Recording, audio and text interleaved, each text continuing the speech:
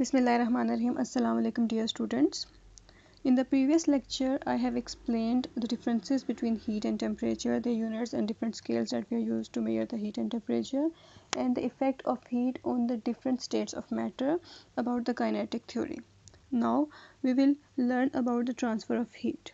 We are going to look at the different methods of transfer of heat, that how heat can be transferred from one place to another.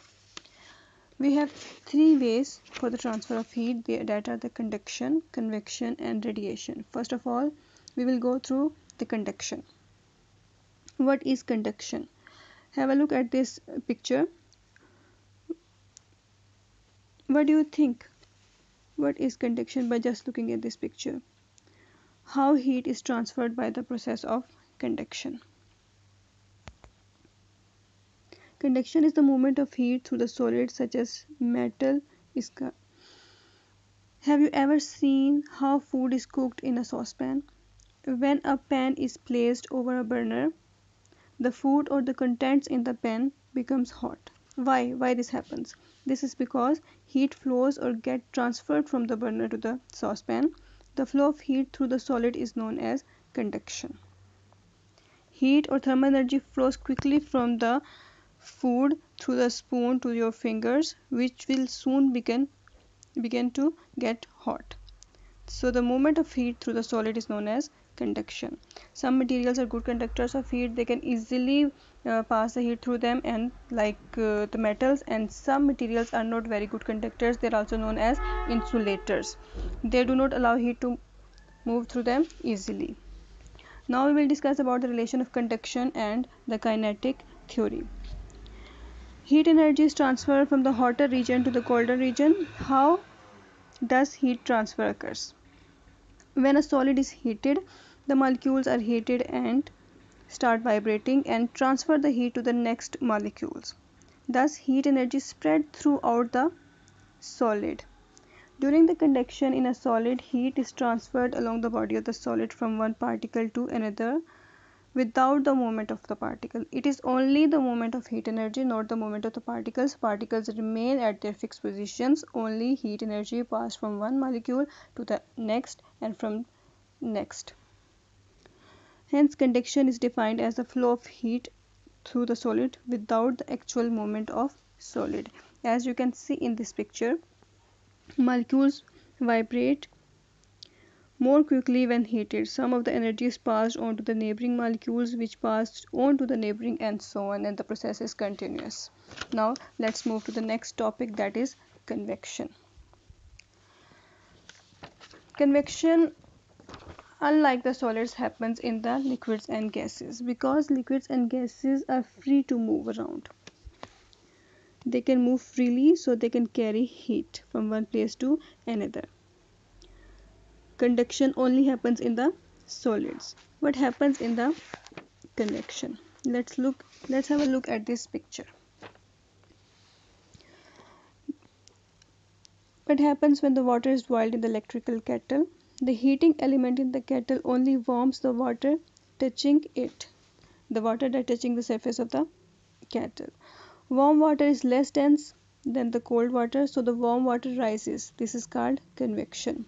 Cold water replaces the rising warm water, and this also becomes warm and rises. So a continuous circulating stream or circulating motion is set up in the kettle, and this is known as convection current. Similar phenomenon occurs in the case of gases. When we are using heater in a room, you have noticed that you can notice that the air around the heater becomes more hot as compared to the all of the room. The warm air is less dense than the cold air, so the warm air above the heater rises and is replaced when the denser cold air, as in the water in the kettle. A convection current is set up and air circulates around the room. Warm particles rises, cool particles fill in the space below, so this is a circular motion. Think about a house. Have you ever noticed that maybe upstairs it gets warmer because the warm air is rises usually, and it is colder in the downstairs. Now let's move to the next topic, that is radiation.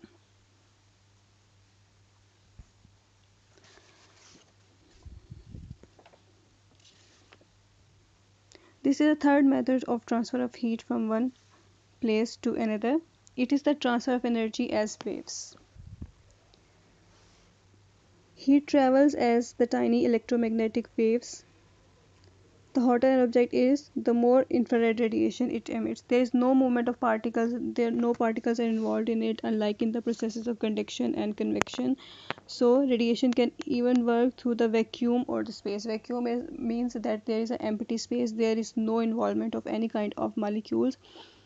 So it is a transfer of energy as waves. It travels through the matter or the empty spaces, so the radiation we usually think about is the sun. The earth is warm because the rays from the sun are traveling through the matter and causing heat to the earth.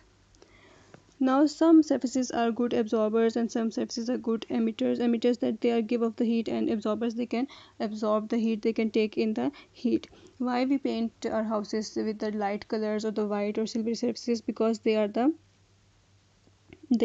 poor absorbers. They cannot absorb the heat energy as much as than the dark surfaces. So that's why in the hot sunny countries houses are often painted white to keep them cool inside, so they cannot absorb much heat energy. And did you know firefighters enter the smoke filled room by crawling on the floor? This is because the smoke rises by the convection up to the ceiling.